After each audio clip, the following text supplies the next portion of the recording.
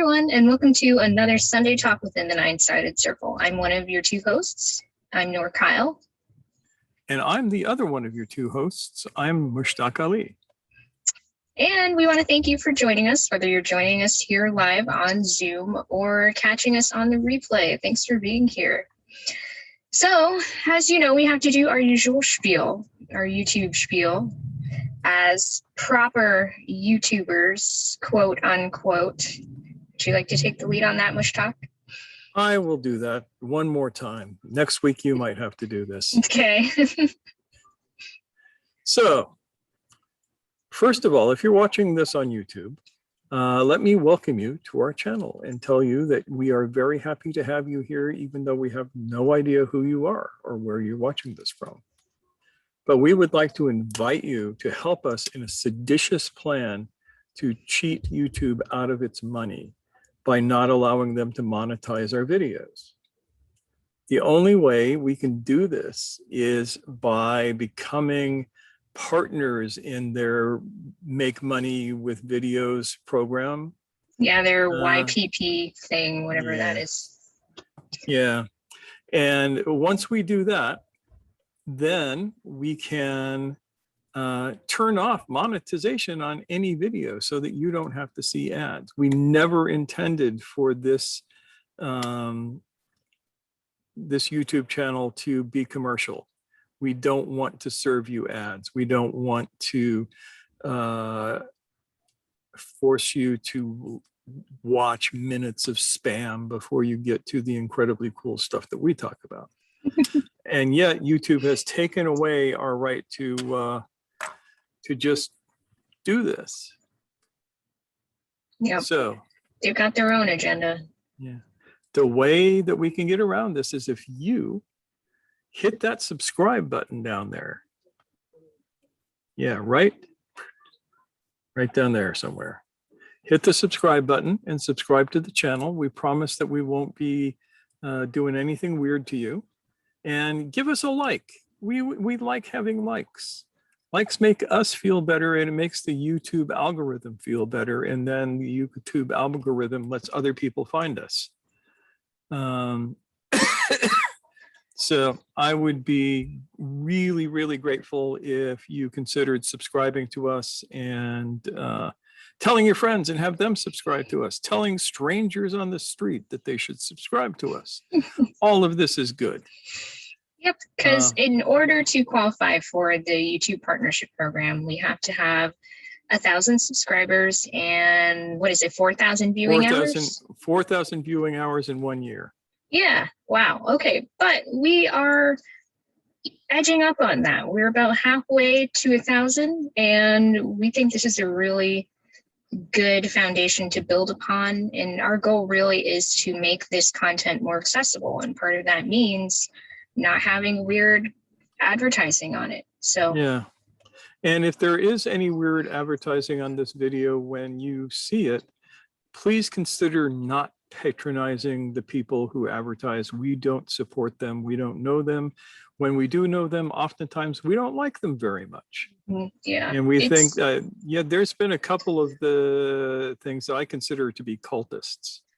And it's tough having stuff on your videos that doesn't reflect your own values. That part extra sucks. Yeah. So there you go. There is our plea.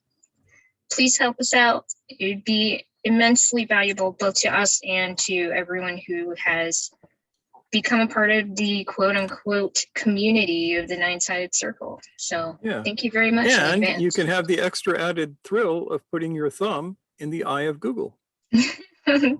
Yay for that. Yeah. So while we are grateful for Google providing us this platform, we do not appreciate being forced to help them get money through things that, we really don't believe in. And this is not to say that Google wasn't making money off of y'all before this happened, because every time you watch anything on YouTube, they note it, they add it to their information about you, and then they sell it to advertisers and all of this other stuff. Yeah. And they use it in Google itself. So interestingly enough, all of this is relevant to our topic of discussion this evening, which is attention, which we are framing as, from a commodity standpoint, more valuable than Bitcoin. So let's unpack that. Let's unpack what we mean when we say that. And that will be one of the focus points of our discussion this evening. What do you think? I think that sounds great. Yeah. Take it away.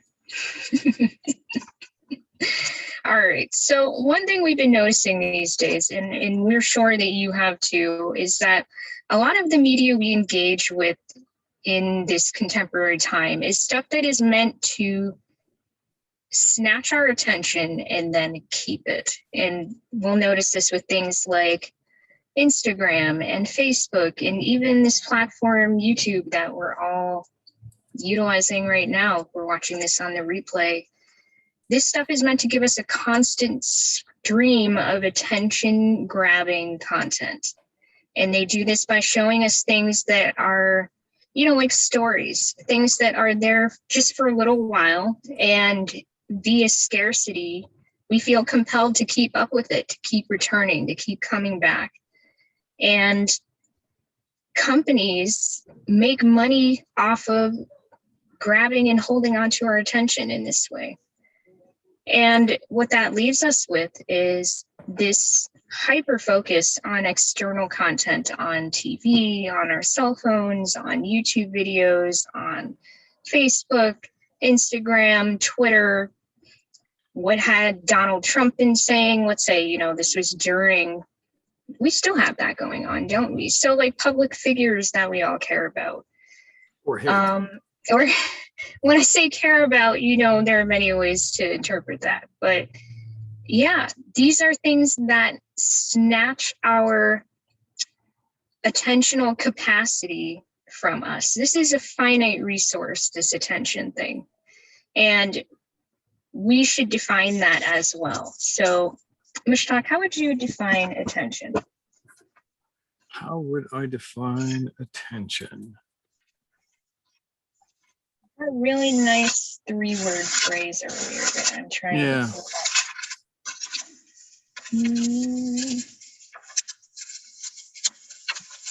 Yes. Okay. Well, first of all, sustained voluntary attention is something we're going to be discussing. Yeah. So attention is a complex process that we use in almost all of our daily activities. Over time, scientists and researchers have found out that attention is not a single process, but rather a group of attention sub-processes. The most accepted model for attention subcomponents is currently the hierarchical model from Solberg and Matier, and they developed this in 1987, which is based on the clinical cases and experimentation in neuropsychology. According to this model, attention can be divided into the following parts. Arousal refers to the activation level of alertness when we are tired or energized. So Chris is minding his own business, sitting in his house. The phone rings and somebody says, there is a fire coming at us from the east and it's 7 times larger than our town. So Chris's attention, his arousal is going to go from, what am I going to watch on TV tonight, to holy shit, right? That all makes sense. And that holy shit moment is the arousal of attention. I like to think of this as a tiger just walked into the room. Doesn't have to be a tiger. It could be any large cat, right? Lion, leopard, northern lynx, all of them are enough to get your adrenal glands secreting like crazy. So you have that as one form of attention. You also have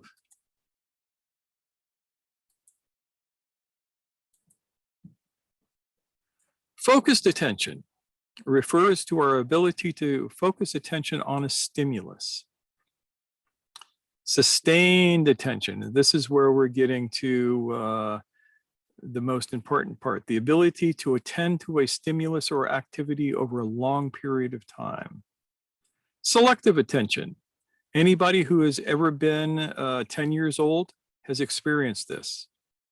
The ability to tend to a specific stimulus or activity in the presence of other distracting stimulus. Imagine you are a kid and your mother is yelling at you, going, Noor, Noor, and you're watching My Little Pony on TV. And you turn out everything but My Little Pony, and your mother walks in and goes, why aren't you answering me? And you look up and you go, what? Or video games. That happens a lot. Or video games. Oh, yeah. Yeah. Yeah, I had a girlfriend whose brother was a programmer geek, serious programmer geek. And he would do things like he'd be working and she'd call him and he'd just reach over and pick up the phone and set the headset down. This was back when we had headsets, without even answering it. And you would just hear this clack, clack, clack, clack, clack of his keyboard going. And he wouldn't have even realized that he did it.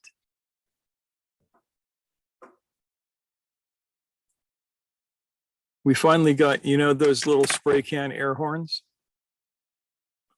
Yeah, when he would do that, we'd take and go, Wah! And he'd go, what? So that's selective attention. Alternating attention, the ability to change focus attention between two or more stimuli, which people think of as multitasking usually. And divided attention, the ability to attend to different stimuli or attention at the same time. That's high level shit. So there is a bit of a look at what attention is. Attention is your ability to focus your awareness on an object. And the object can be either a material object or a non-material object.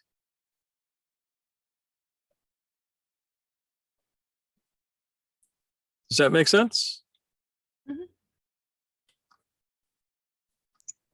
Got any thoughts so far, guys?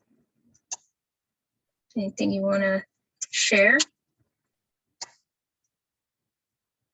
Well, I've got one topic that occurred to me when I first saw the topic for tonight, Mm-hmm. which is the problem of deciding to pay attention, and then you realize that your attention is on your effort to pay attention rather than what you're supposed to be attending to. I like this. It's definitely a thing. Yep. So,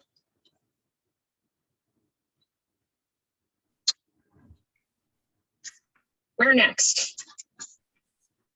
I guess we should think about attentional space, right? Yeah, would you define attentional space for us? Because I think this is a beautiful term. And we stole it from, who did we steal it from? Chris Bailey, I think it was. Yeah, I think it was Chris Bailey. Yeah. Yep. Okay. So attentional space is kind of like your capacity to pay attention. It's like the amount of attention you have available to attend to anything, really. It's inherently limited, and human beings tend to have a quite small capacity, a quite small attentional space. So included in this attentional space would be maybe like whatever task you are attending to, plus perhaps your tummy's rumbling, perhaps you're hearing a basketball bouncing outside. Each one of those things is going to draw upon your attentional capacity. Yeah. Is there anything you'd like to add, Mushak? I want to make sure that we really convey this well. Yeah. So in earlier times, the human attentional space was much, much larger than it is today. And there are a number of reasons that it has shrunk. But the thing that we know of is in the West and in developed countries especially, attentional space has been diminishing on a pretty rapid schedule over the last generation. And I notice it even between myself and somebody who's like 20 now. I perceive them as having no ability to hold a thought, which is weird. And in part, that has to do with changes in culture. When I was a kid, there was a lot of value put on the ability to pay attention for long periods of time. And there was reward for that. Now you get rewarded mostly with dopamine hits for not paying attention. Or for attending to many things poorly at the same time. Yeah. Yeah. Yep. So this is your ability to attend to multiple stimuli. And historically, I'm not sure what the source is for this, but the 7 give or take 2 objects thing, is that part of this? That is part of it. And that's an old observation of what a person can attend to consciously. Okay. So that's slightly separate. I just want to,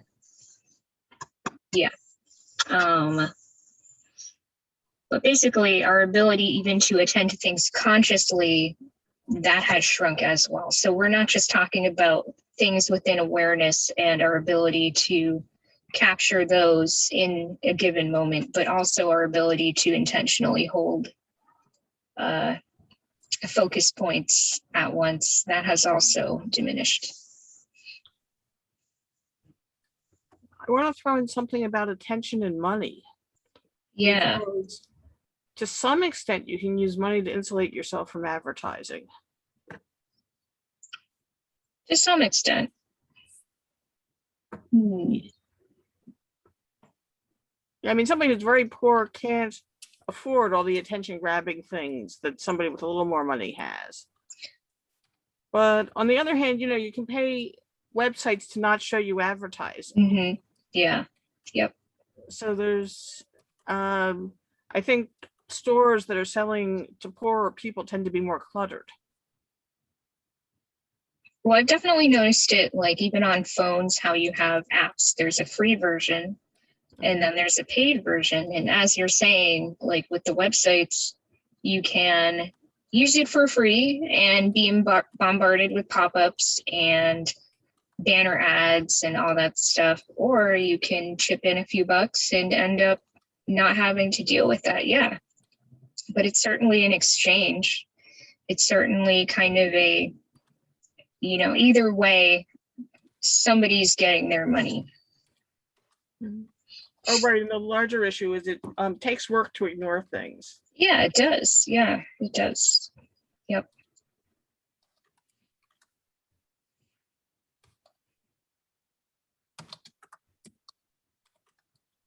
And we'll find that we see, the same ads coming at us pretty consistently across Facebook. We might see the same stuff come up after we've mentioned in a chat some topic. We start seeing ads for that as we scroll through to check on our friends and all that stuff. YouTube starts showing content relevant to other videos that we've been watching. So yeah, it's a lot, and it's definitely intentionally directed at us according to these algorithms that are doing their best to figure out what captures our interest, what captures our attention. And you need to understand that the hijacking of your attention is Facebook's entire business model. Yeah. Yep. They want you to have your attention fixated on their feed. and they will do anything they can to keep you there. It's when we were learning about YouTube ads, we discovered that you will be penalized for an ad that takes the viewer away from YouTube. You pay more for that. Yeah, for Facebook, yeah. If you for Facebook, link excuse me. outward to, you know, if you're on a website you're linking to that is outside of Facebook, they will not give you the same amount of reach that you will get for redirecting to something that is in Facebook itself. Because that's meant to disincentivize you from directing outside of Facebook. Yeah, Levita. A question popped up Sure. in my mind. When Nancy said it takes energy to ignore things, does that, it sounds like, and I could be wrong, does that tie into decision fatigue, right? Yes, they talk, usually when you hear about it, they're talking about the president, he has to make a ton of decisions. Levita, you disappeared. Of course, the beginning of his day. I'm still here. Yeah, you're just chopping up, but you're here. We're here. No worries. Yeah. So yeah, you were saying like in positions of authority, they talk about decision fatigue, but the reality these days is we are all experiencing a bit of that, especially if we are dealing with a lot of sensory input and dealing with a lot of sensory input all the time, trying to filter that out, making choices about what we will or will not allow into our attentional space, shall we say. That takes a lot of energy. Yeah. Yep. And these days, he who controls attention controls the world. Yep.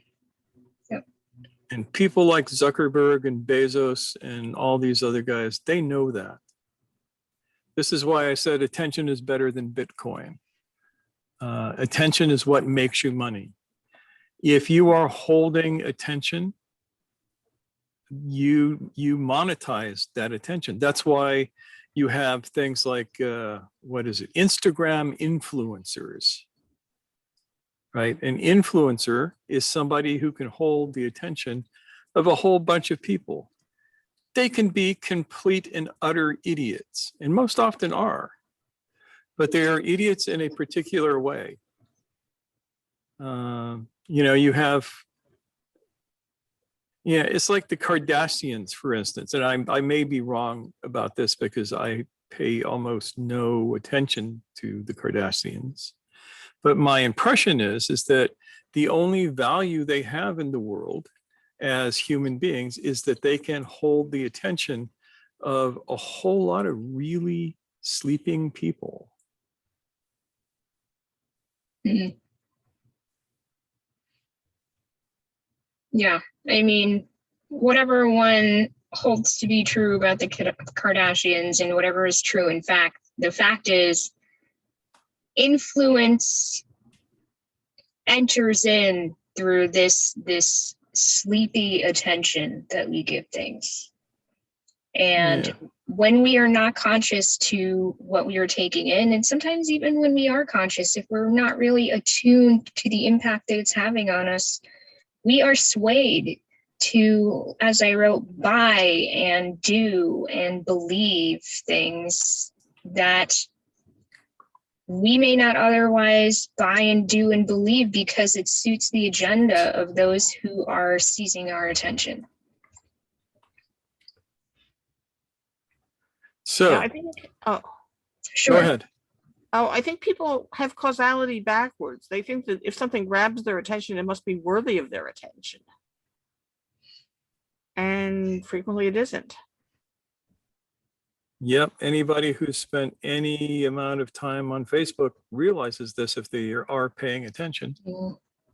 Yeah, I think younger people are especially vulnerable to that because they think, oh, this person is getting all this attention. That means they have power.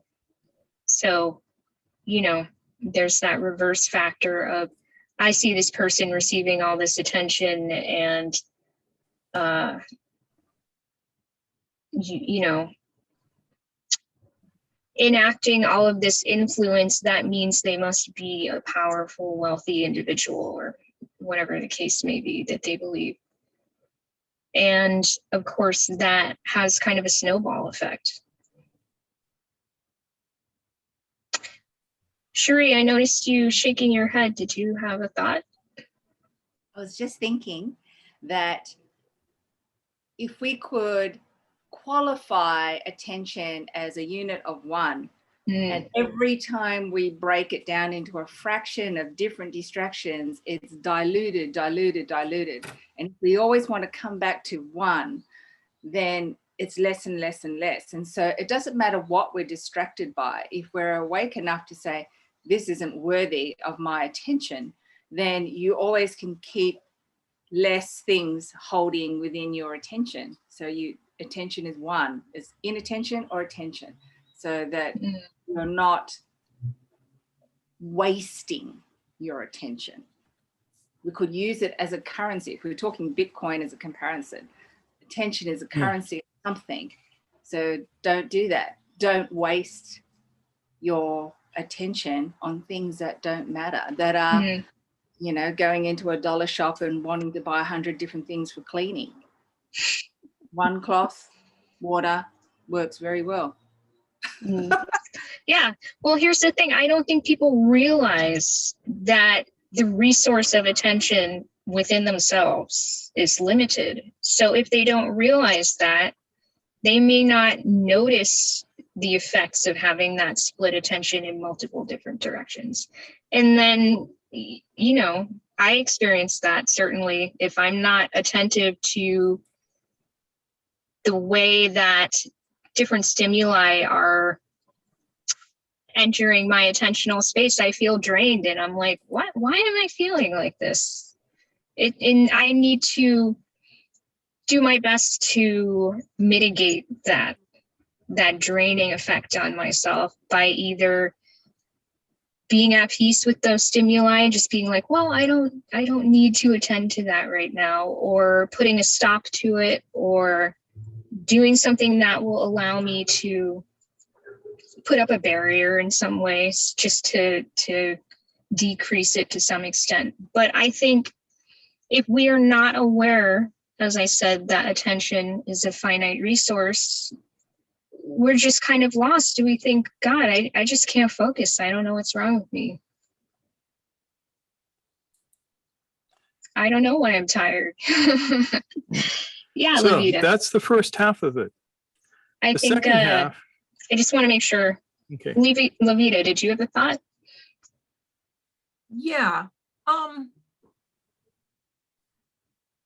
When I was listening to everybody speak, what comes to mind is, if you remember the original Matrix movie, the first Oh, one, yes. Yep. when Neo, when he accepts the red pill and he's disengaged from that farm. Yeah. He was in that funny you should mention that. We kind of use this as part of our brainstorm. Yeah. So it's really great that you bring that up. Yeah. Yeah. I was thinking about that. Like, that's what was coming in my mind. And it's like, because while we're not physically plugged into the matrix as a battery, but our attention gets sucked into this thing. And to really cut out the middleman, because I actually wrote out a whole thing. Yeah. But it basically does suck our life out, because we see something, it gets our attention, we want it, we buy it. But how do we buy it? We pay for it with money that we got by working someplace, because most people are not independent income generators. So we have to spend time out of our lives at a job to make the money to buy the thing that caught our attention. So very indirectly, and that's why we don't see it, like that thing you bought that you wound up throwing out cost an hour of your life to get the money to pay for it. The attention you put into that hour of your life as well. Yeah. Yeah. So in some ways, we are the batteries of capitalism. Yes. That is such a perfect analogy. And I only say that because we came up with the exact same one. But you said it better. Yep. Yeah. Great mind. I had literally the same epiphany thinking about the Matrix and the farm and realizing that we were all stuck in that. It's just that they weren't harvesting our bioelectricity or our body heat. They're harvesting our attention. Yep. They are literally harvesting our attention. And attention is finite. If they were vampires and draining our blood, we would be in a state of profound physical weakness all the time until we died. But here's the thing. What's that? Go ahead. No, I was Please, going to Liv. say, we are seeing that. All you Yeah, have we to are. do is look at the political arena and Mhm. listen to the people. Here's the weird part. There are some people who are totally batshit crazy, but they speak in an articulate manner. And then, and you see this online a lot, you see somebody post this enormous screed, and when you read it, you go, I felt like Inigo Montoya. Those words do not mean what you think it means, because it's not for what it said, but it does. It's not. You used English words, but this isn't English. So you can see like the breakdown of the ability to put together coherent thought. Yeah. Yeah, and you know, we were just talking about the commercial hijacking of attention, but there's also people who'll do it for free. Some of them are called trolls. Yeah. Yeah. Out from under the bridges. Yeah, they just deal in a different coin. Yeah. Mhm. Yeah. And I was thinking about this today. There's this sense in which, I mean, I think there's this idea that has become sort of normalized that we do not exist unless someone is paying attention to us. And that goes into this whole phenomenon of like personal branding and influence, capital I, social media marketing sense. And sometimes it's not about the dollar itself, but just like there is a sense of being sustained by having yourself inserted into someone else's senses, so to speak. Like if you are present in their minds and their experience, then you exist. Otherwise you don't.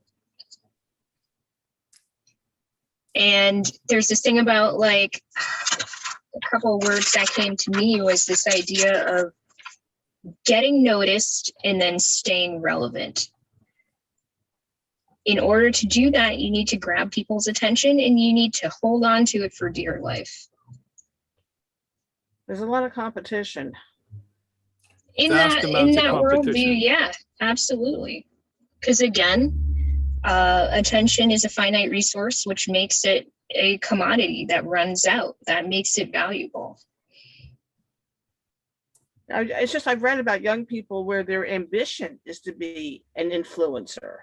Oh yeah, and then they discover it's this crazy treadmill and it wears them out.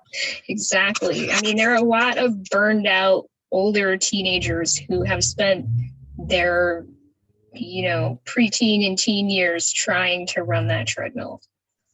Yeah, and the disconnect between the battery, like us being the battery, and what we do. Like there's a real disconnect between the stuff we pay attention to and the drain on our intellect and finances is disconnected. So it's like, why don't I have any money? Why can't I pay attention to anything? Why do I always feel so fragmented when I try to do stuff that doesn't involve paying attention to these things that we as a culture have decided are important, but they're not. Mm-hmm. Yep. Yeah. And that describes the problem. There is a war for our attention right now. We aren't even fighting in the war. We are the prize. But the good news is that we still control our attention. There are two pieces of good news. One is that we still control our attention and where it goes, whether we know it or not. And two, attention is like a muscle. You can strengthen it. You can excavate your attentional space. You can make your attention bigger. When I was a kid, we were given things to make our attention bigger. My grandmother taught me how to do beadwork. And trust me, beadwork requires huge amounts of attention, especially for like a 9-year-old kid.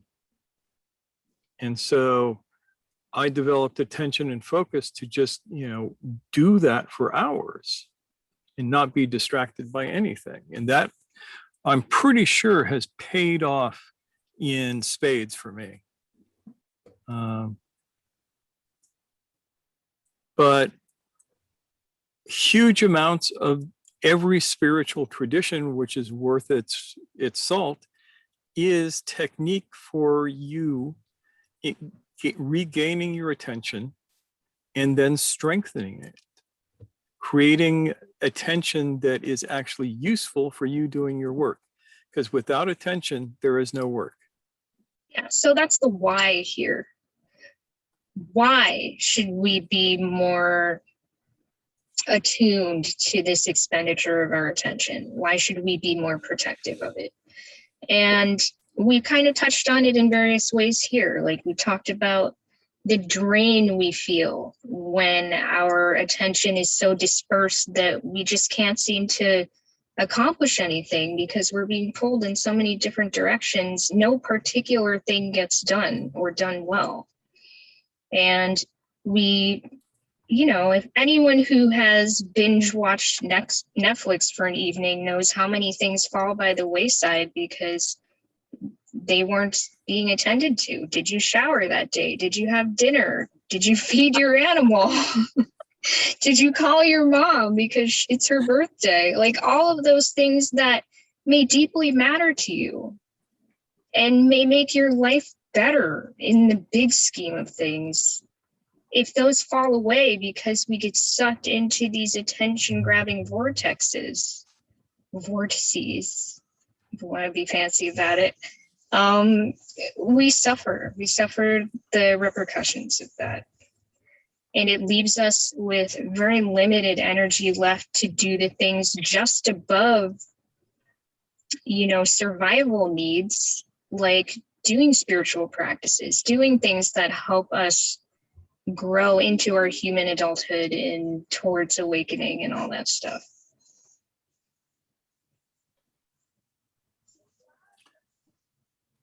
So what do we do?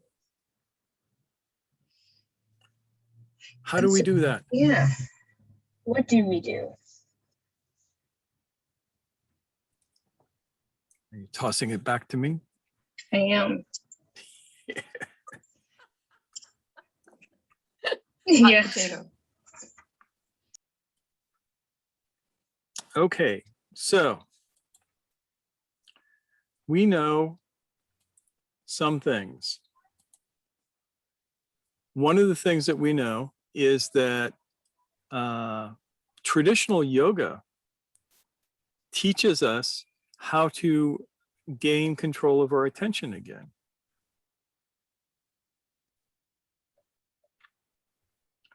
So there are the 8 limbs of yoga, right? You have the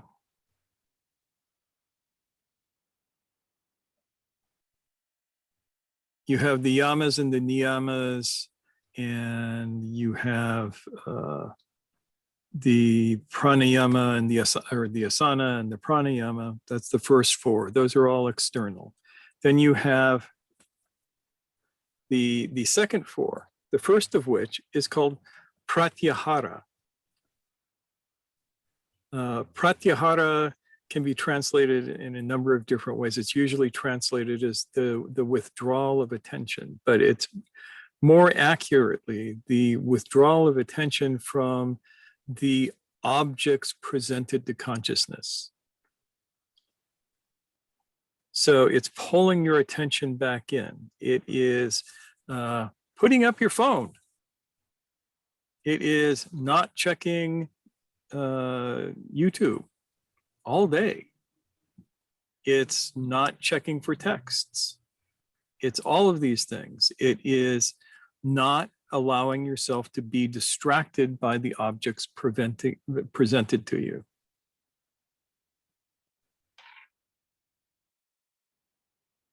And it's turned into other things now where it talks about cutting off your senses from the world and that sort of thing. But that's not what it is, in my humble estimation. It is the practice of withdrawing your attention from the objects in your world that hold your attention. Easiest way to do that is to have one object of attention that you can use. So, for instance, just as a general idea, if you make focusing on your breath the one object of attention, you can begin to withdraw your attention from everything else that distracts you until all there is you sitting there focused on your breath. Does that make sense? I mean, this is pretty basic to damn near every spiritual technique in the world. Focus on your breath, withdraw your attention from those things that want to steal it. Intend consciously to focus on your breath. I mean, that's Hoshtardam. You can translate that as attention on breath. Yep. And this can call to mind the saying of, letting things that come up in your mind pass by like clouds. Like, oh, there's a thing, but I return to this moment now. You let it float by and it's gone.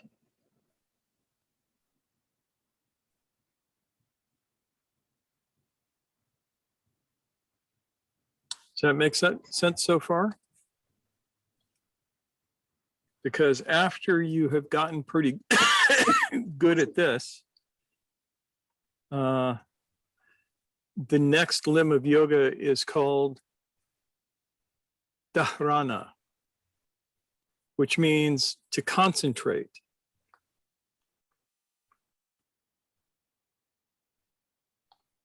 The way to think of this is the root of this word is to hold, to focus on, that sort of thing. So when you withdraw your senses from all of the 1,000 objects that want your attention, you can focus your attention on one thing. And in this case, while you are breathing, you begin to concentrate your attention on your own sense of being, on that which is awake within you. So think about it right now. Just take a few breaths. Don't have to do anything with them. Just be aware of your breath. And then notice what is aware of your breath. And this is not split attention. This is making your attention big enough to see both these things. Your breath and that which is aware of your breath at the same time.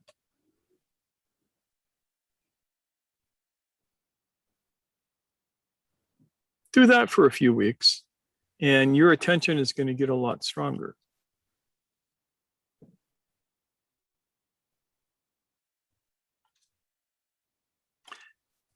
Now, the next thing is whatever you are doing, attend to that. There's a story, and I've told this before, but I'm old and I get to tell my stories over and over again. It's in the rules. It's about Muhammad al-Ghazali, who was a great theologian, and his little brother Ahmed. And one day, Muhammad says to his brother, everyone wants to pray behind me at Jummah, at Friday prayer, and yet you do not attend Friday prayer when I'm there. Why is that? And Ahmed says, when I will attend Friday prayer and pray behind you for as long as you're praying. And so he comes and the prayer starts and they're doing the Allahu Akbars and all of that. And about halfway through the prayer, Ahmed stands up, rolls up his prayer rug, goes over into a corner of the mosque, rolls it back out again, and finishes his prayers by himself. Of course, Muhammad, his brother, notices this and is, first of all, horribly offended and then shocked and horrified because this is something that is pretty much not something that you want to see happen. And so afterwards, he grabs his brother and he says, "Why did you do that?" And Ahmed said, when you were praying, I prayed behind you. But when you went to feed your donkey, I went and finished my prayers elsewhere. And Muhammad realized that at that very moment when Ahmed got up and went to the corner of the mosque, he had been wondering when he should feed his donkey that day.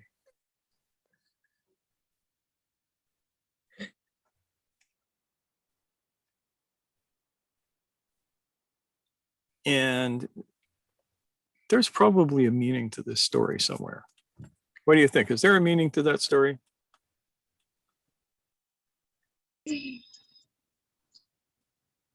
Chris, what do you think? Come back to me. It's like it's sinking in. Okay. What do you think, Jonathan? I think that continuous, focused attention is what's needed to get results. Damn right.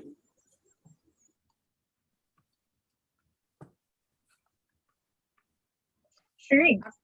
I'm reminded of a story of our mutual friend, and when he was learning massage, he was asked to massage me. So he's doing his thing and I'm lying face down in the table. And all of a sudden I just lifted my head up and I just said, "Where did you go?" And he laughed and he goes, "You felt that?" And our teacher, Kit, said, "Yep, she'll give you the good oil," because I just felt this complete disconnect. He was there and then he wasn't. And he laughed. And I've always remembered that as, even when I'm doing my thing, I'm massaging or teaching, the clients will always notice something happened and they, like I was somewhere else. So I told them, I said, I cannot do work well, quality work well, if I think about, oh, what am I going to make for dinner? And did I feed the cats? And that very story, it is so true. It's a slight body language. There's something you give off. When you're inattentive, people notice. You might not notice, but then it's a blessing to be pulled up and say, "Where'd you go?" Where did you go? And it's a wonderful thing. So I think people can feel really hung up and disappointed and like a failure and stuff like that. But hey, it's okay. You know, there was your special little poke. Yeah. Where are you? Yeah, definitely. Thanks, Sheree. Yeah, and you know what it's like on both sides of that because you had that experience. Yeah. So when your client says to you, "Hey, everything good?" You know what they're experiencing because you felt that. Yeah. Yep. Yeah, definitely true. So given that, the seventh limb of yoga is dhyana, which means contemplation, reflection, and profound abstract focus. This is what we usually refer to when we say meditation. And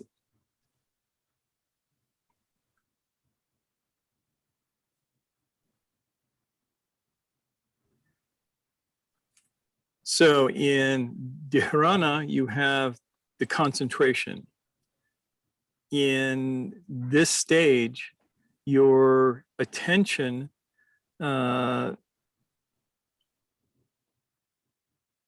is allowed to focus on the object, but your awareness does not allow for judgment or presupposition. It's just pure observation.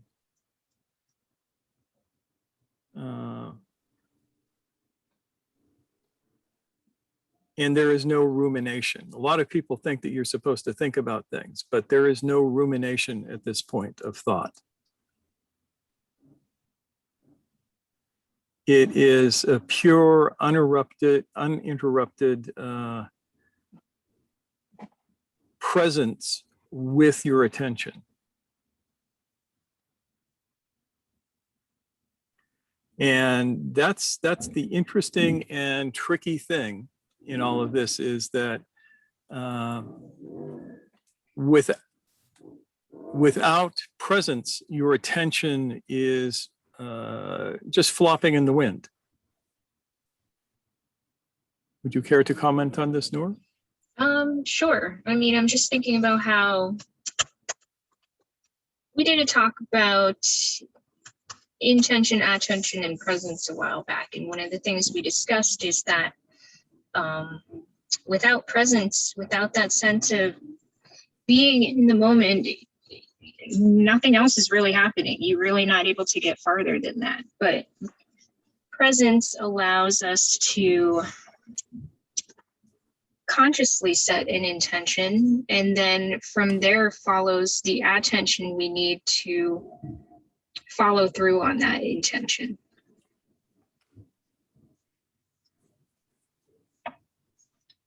And what helps us return again and again to the thing that we are attending to is that conscious intention that we have set.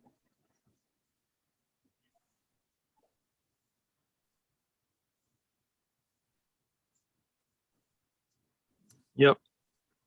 So this becomes 2 parts of a 3-part thing, and they each support the other. And we will put a link to that video at the end. I think that would be a really good idea. Yeah. So we'll do that. So, yeah, you can go deeper at that point. But yeah, as I said, with the idea that, you know, when doing a meditation in which we are just being present, we are actively doing that. It's not something that just happens without our engaging with it, so to speak. So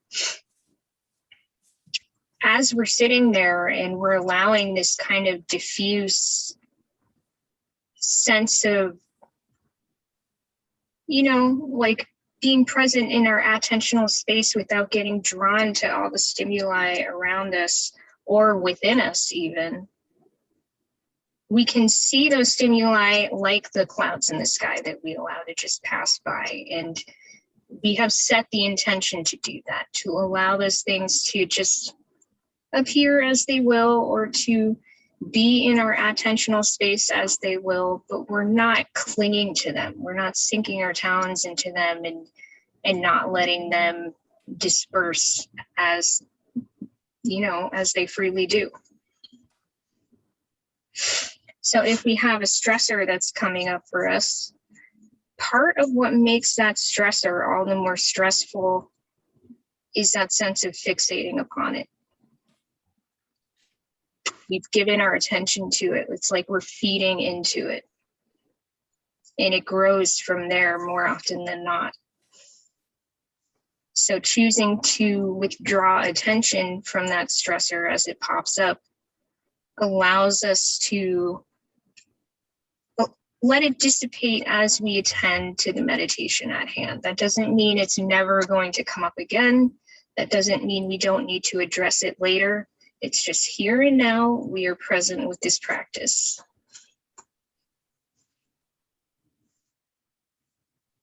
Does that make sense? Yeah. Yeah. So what are you going to do with all of this? It's simple. Not necessarily easy, but simple. First thing you're going to do is you are going to take account.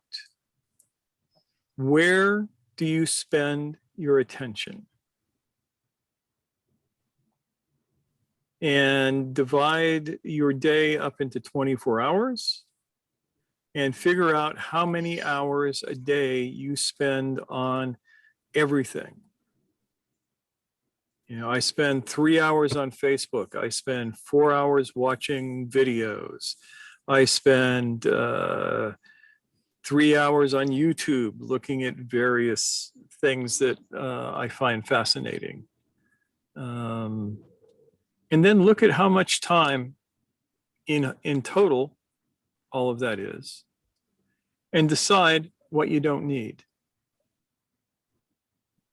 So you might want to do a week-long fast from Facebook. That would be interesting for a lot of people. I don't think so much for anybody here. You guys who visit us don't strike me as Facebook addicts per se. But it is useful to do this withdrawal of the senses from things like Facebook, YouTube, whatever steals your attention. And in the time that you would have used for something like trolling through Facebook, Spacey book, yes, use that for something that will strengthen your attention. Do a little meditation, do some conscious reading. And that can even be a story. I mean, that can be fiction as long as you are aware while you're reading it.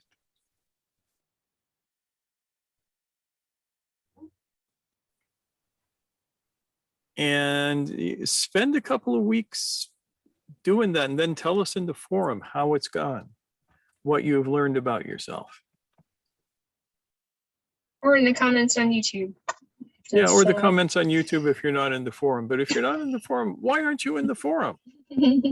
Yeah, join us All the there cool too. kids are in the forum, yeah.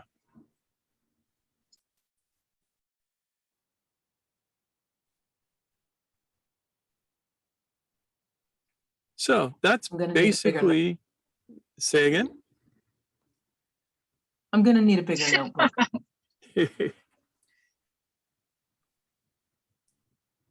Yeah, and I think a lot of us feel challenged these days, as we said in the beginning, like for most of us, I know, especially for me, I notice how much talk is able to attend to things comparatively easily. And I don't necessarily have attention deficit issues, but I struggle with getting distracted by a cell phone or by TV in the next room or something like that. It is hard for me to navigate whatever I have chosen to attend to when all of those things are entering my attentional space. So I know that for someone like me, there is still work to be done here. There's still stuff that I can do to help me be more resilient while being surrounded by all these stimuli that are entering into my attentional space. This is where we can seize the opportunity to be proactive in honing our attention, in expanding upon it, in challenging I'm trying to find better words, but like the social milieu in which we find ourselves is not necessarily conducive to growing our attention and cultivating it more deeply. And being aware of that is critical because it reminds us that we do have this ability to go deeper, that we do have options, and that we don't have to be victims to this norm of fragmenting our attention as badly as we have been. So there you go. There's stuff we can do. Yeah, which is the whole point of all of these talks is here is the problem and here is the solution. Yep. And it's not sexy, you know? I mean, we could do the usual huckster thing and promise you great changes if you do these special secret Tibetan exercises from deep within the valley of Shambhala that have only been released to us through channeled masters who come to us in dreams and tell us the absolute truth. We could do that, and it would be loads of fun, and we would have your attention with the story. Your money, maybe, but yeah, well, if we could figure out what to charge. Yeah. Yes, Levita. This is where, unprompted, I remind everybody that this ties in very, very well with last week's episode of Lucid Waking. There you go. Yeah, we should link back to that too. So I'm writing down intention, act, presence, and last week's talk about lucid waking. Gotcha. There. Awesome. Anyone got any thoughts they want to share before we wrap up? Yeah. Sometimes we can get caught up with the idea that we've got to go into a quiet space or we've got to reduce all the distractions. And blah, blah. I actually think you should dive into going into breath practice in a really busy place. Yeah. Do it in the middle of traffic, because that's where my training came from when I was younger, was to try and focus in the midst of a noisy trading floor. And so you can't get distracted by the gazillion things that are going on, the different conversations going on. When you have to focus and hone that attention in a busy place, it's like you can carry that focus in a multitude of places, including really quiet.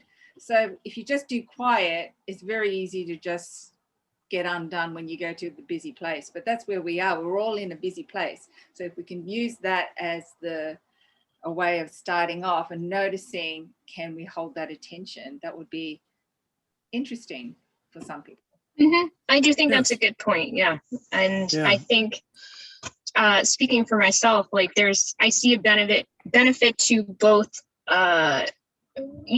choosing to protect my attentional space, but then also choosing to seek out stimuli and then do practices within that space, because then you get to really tune into the practice itself. Well, you don't seem to leak your attention to all those little distractions. Yeah. They're there, you're aware of them. Right. You're not leaking out to them. Right. And you're not adapting to the sense that you must have silence in order to do a practice. And that's important too, because this is supposed to be real world stuff. Yeah. This is supposed to be stuff that supports us under everyday circumstances. So yeah, definitely. Yeah, that sounds a lot like when you're raising babies.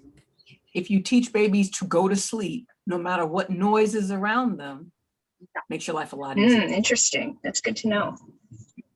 Yeah. I mean, it takes time to train them, but right. But if the baby learns when they're tired, they go to sleep. It doesn't have to be silent. Mm-hmm. It means that when somebody's having an argument next door, your child is not screaming. Yeah. And I'm likening the child to our attention or our psyche. How do you train a baby? You give them the stimuli.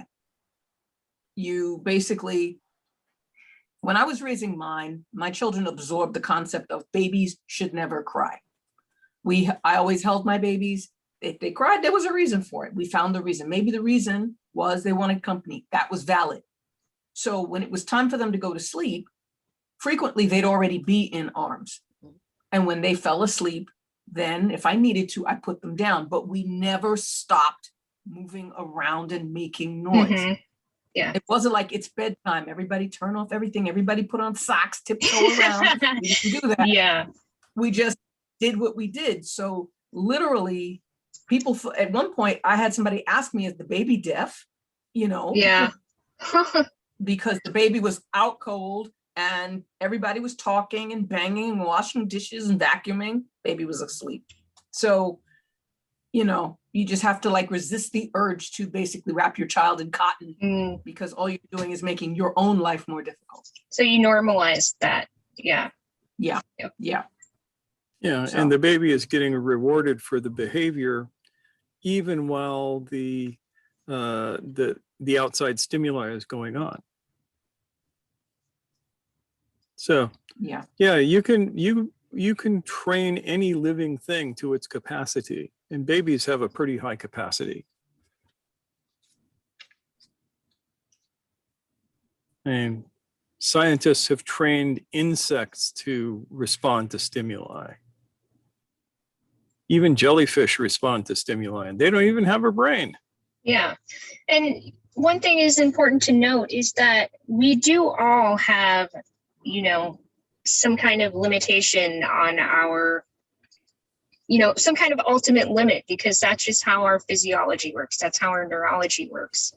But we seem to mistake that as where we're already at. You know, that's something that's way higher than where we're currently at, for sure. So we've got all this growing room to utilize. Yeah, there's a vast difference between present limit and maximum limit. Yeah. Yep. Mhm. Oh, ooh, that's another line.